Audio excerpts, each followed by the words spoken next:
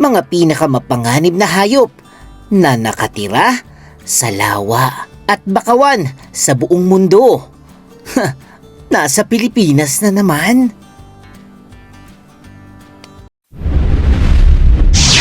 Pinoy's World TV.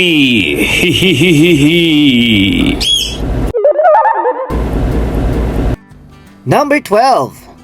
Red-bellied piranha. Ang isdang mas nakakatakot sa pelikula kaysa sa totoong buhay. Matatagpuan ito sa freshwater systems ng Amazon at Paraña-Paraguay Basin.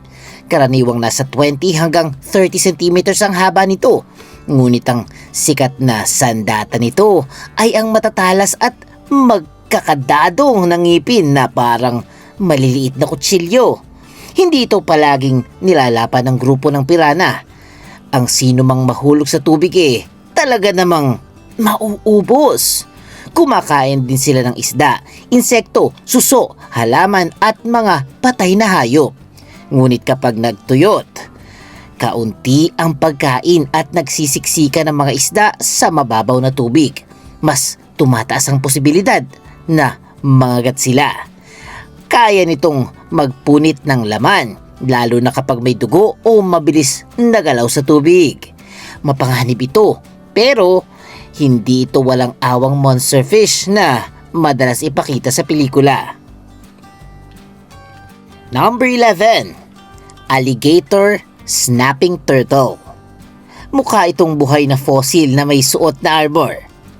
Ang pinakamalaking freshwater turtle sa North America. Ang lalaki ay maaaring umabot ng 90 kilos habang ang shell nito ay pwedeng humaba ng mga 80 centimeters. Kakaibang dila nitong may maliit na bahagi na mukha ng bulate. Bubuka lamang ito ng bibig, gagalawin ng pahain at maghihintay na lapitan ng isda. Kapag pumasok ang biktima, biglang sasara ang malakas nitong panga.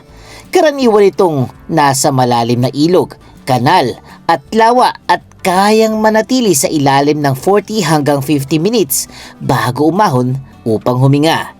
Hindi ito hinahabol ng tao, ngunit delikado itong hawakan. Ang hooked beak at panga nito kayang magdulot ng malubhang sugat. Kaya kung makakita ng higanting pagong na tila bato sa maputik na lawa, huwag itong takbain ha.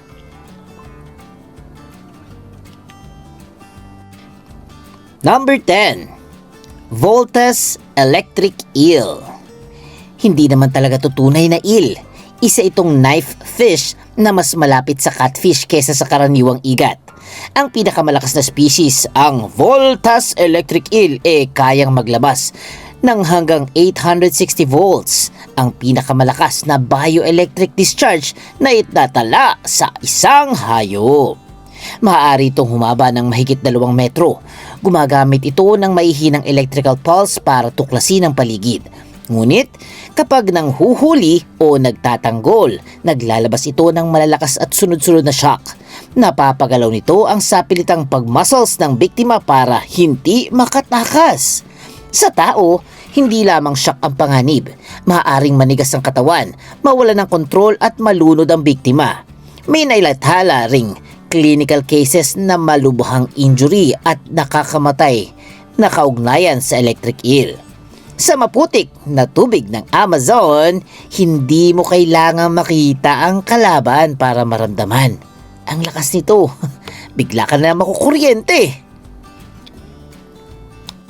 Number 9. Goliath tigerfish.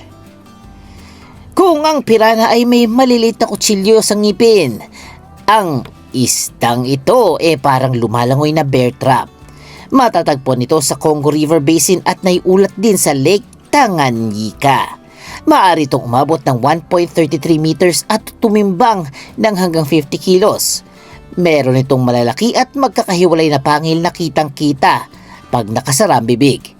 Isa itong mabilis na predator na humahabol sa ibang isda sa malalakas at magulong gaagos. Bihira ang kumpirmadong pag-atake nito sa tao, kaya hindi ito dapat tawaging man-eater. Ngunit dahil sa laki, bilis at ngipin nito, maaari itong magdulot ng seryosong injury kapag nahuli o maling nahawakan. Para sa mga isda o mangingisda, hindi natatapos ang laban kapag naiahaw ng isda. Isang biglang pagpitik nito, pwedeng magtulak ng pangil sa kamay o braso. Number 8. Waggler's Pit Viper.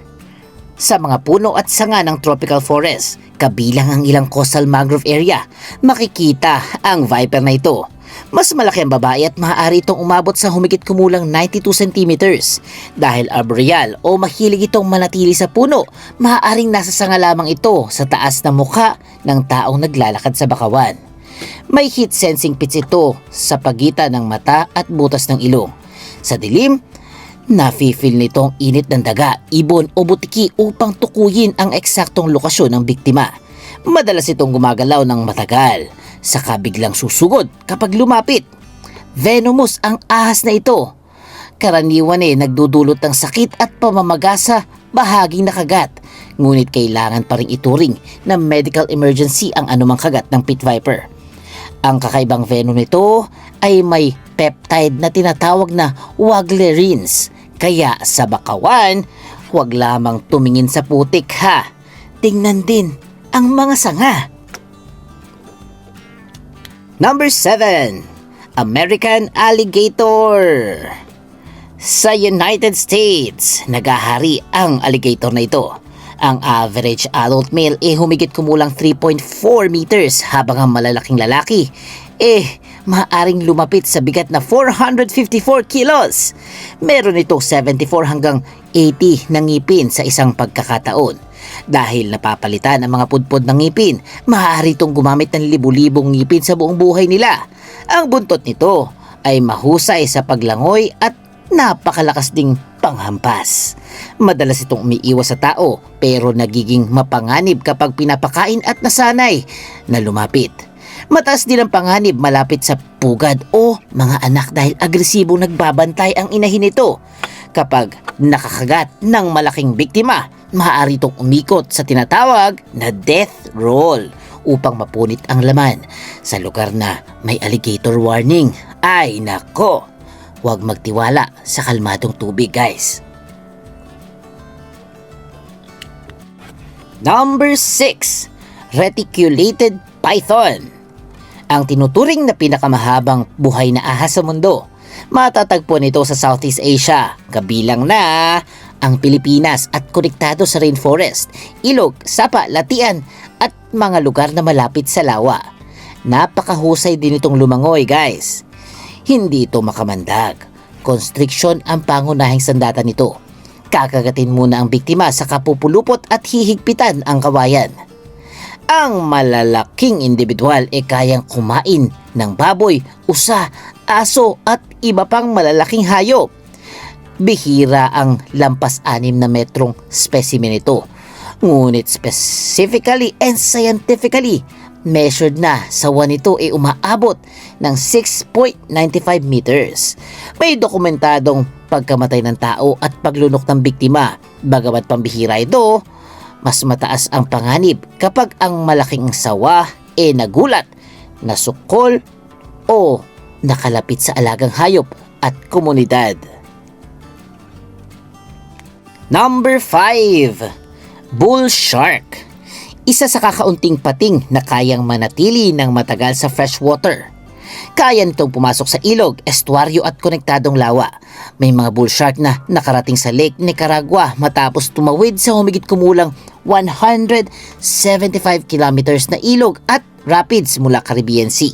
Maaari itong umabot sa 4 na metro at sa naiulat na maximum weight 316.5 kilos. Malapad ang katawan nito, maikli ang uso at napakalakas ng kagat. Kaya nito kontrolin ang dami ng asin at tubig sa katawan. Kaya itong dahilan para kaya nilang mabuhay sa dagat at tabang na tubig. Mapanganib ito dahil madalas nasa mababaw at maputik na tubig kung saan nangingisda at lumalangoy ang mga tao. Mahinang visibility kaya posible ang mistaken bite nito. Ang estuaryo at bakawan nursery ground din ng ilang batang pating. Kaya ang bakawan ay hindi lamang tahanan ng maliliit na isda. Maaari din itong daanan ng malaking predators. Number 4. Hippopotamus. Mukhang mabagal, bilugan at tahimik. Ito ay isa sa pinakadelikadong malalaking hayop sa Africa. Sa araw, nananatili ito sa lawa, pool, ilog at putikan upang mapanatiling malamig ang katawan. Ang adult male river hippo ay maaaring humampas ng 4,000 kilo. Nasa ibabaw ng ulo ang mata, tenga at butas ng ilong, kaya nakakakita at nakakahinga habang halos nakalubog ang buong katawan nito. Teritorial ang hipo sa tubig. Kapag napagitnaan mo ito at ng malalim na bahagi ng lawa o naharang ang ruta nito pabalik sa tubig, maaari itong sumugod. Hindi rin ito lumalangoy gaya ng isda. Madalas tumutulak o tumatakbo ito sa ilalim. Sa lupa, nakakagulat ang bilis nito sa maikling distansya. Ang malalaking canine teeth at malawak na bibig nito ay kayang sirain ang maliliit na bangka at magdulot ng nakamamatay na injury. Number 3. Bengal Tiger ng Sundarbans.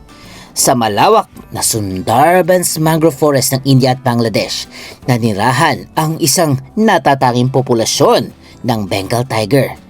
Sa pangkalahatan, ang tiger ay maaaring humaba ng 1.8 hanggang 3 meters at tumimbang ng humigit kumulang 100 hanggang 300 kilos depende sa kasarian at populasyon.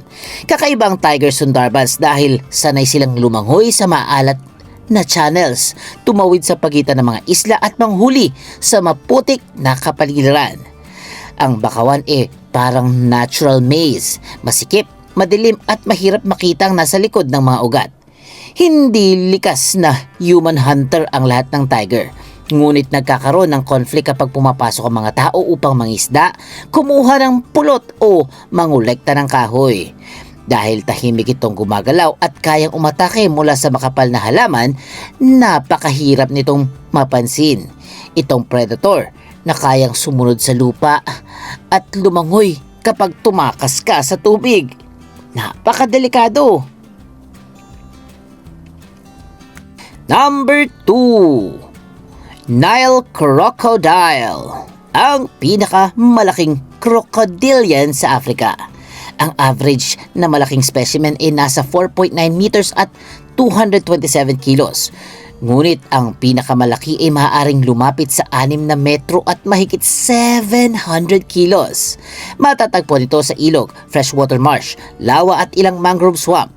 Isa itong ambush predator. Mata at butas ng ilong lamang makikita habang dahan-dahan siyang lumalapit. Kapag nasa tamang distansya, bigla itong sasabog mula sa tubig. Kakagat at hihilahin ang biktima. Kumakain ito ng isda, ibon, antelope, zebra at iba pang hayop sa tabing tubig. Napakalakas din ng parental care nito. Binabantayan ng inahin ng pugad at tinutulungan ang mga anak na makalabas. Ngunit ang parehong protective behavior dahilan kung bakit delikadong lumapit sa nesting area nila. Sa mga lawa ng Africa, ang tahimik na shoreline ay maaaring hunting ground. And at number 1, saltwater crocodile. Ang pinakamalaking buhay na reptile at isa sa pinakamabisang ambush predator sa planeta. Matatagpuan ito sa brackish rivers, estuaryo, coastal wetlands at bakawan mula South at Southeast Asia hanggang Northern Australia pa nga Ang average na malaking lalaki ay maaaring umabot sa humigit kumulang 5.2 meters at 450 kilos. May mga specimen na umaabot sa higit 6 na metro at halos 1 tonelada. Ang tanyag na si Lolong na nahuli sa Agusan del Sur sa Pilipinas ay may habang 6.17 meters at kinikilalang pinakamalaking crocodile in captivity noong panahong yon. Napakalakas nitong lumangoy at kaya ring maglakbay sa dagat. Ngunit ang pinakadelikadong katangian nito ay pagiging halos invisible sa maputik na tubig. Isang biglang lunge, kagat at death roll ang maaaring maging sapat na para hilahin ang malalaking hayop o tao sa ilalim ng tubig. Hindi ito kontrabida guys, okay? Mahalaga ito bilang apex predator na tumutulong sa balanse ng ecosystem. Ngunit sa lahat ng hayop sa listahang ito ang pinaka-kumpletong kombinasyon ng laki, lakas, stealth, territorial na ugali at kakayahang mabuhay sa freshwater, maalat na tubig at mangrove habitat. Sa mga lawa, bakawan, ayan na ang pinaka-delikadong mga hayop. Ang pinakamalalaking panganib ay kadalasang hindi maingay. Nakatago lamang ito sa putik, sa ugat, sanga o ilalim ng kalmadong tubig. Kaya igalang ang wildlife guys, okay? Sundin ang babala ng mga lokal at huwag lapitan o pakainin ang mga mababangis na hayop. Mabuti pa na magstay na lang outside ng mga bakawan at lawa para hindi tayo madisgrasya. At kung may natutunan ka sa ating video for today, please comment buwaya! At syempre, huwag naman kalimutan mag-like, mag-share, mag-comment at mag-subscribe sa ating maliit na channel. Kasi may Pinoy dyan, may Pinoy doon, may Pinoy dito. At syempre, may Pinoy's World TV.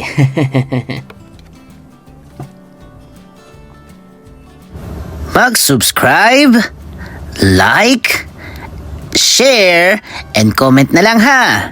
Goodbye guys!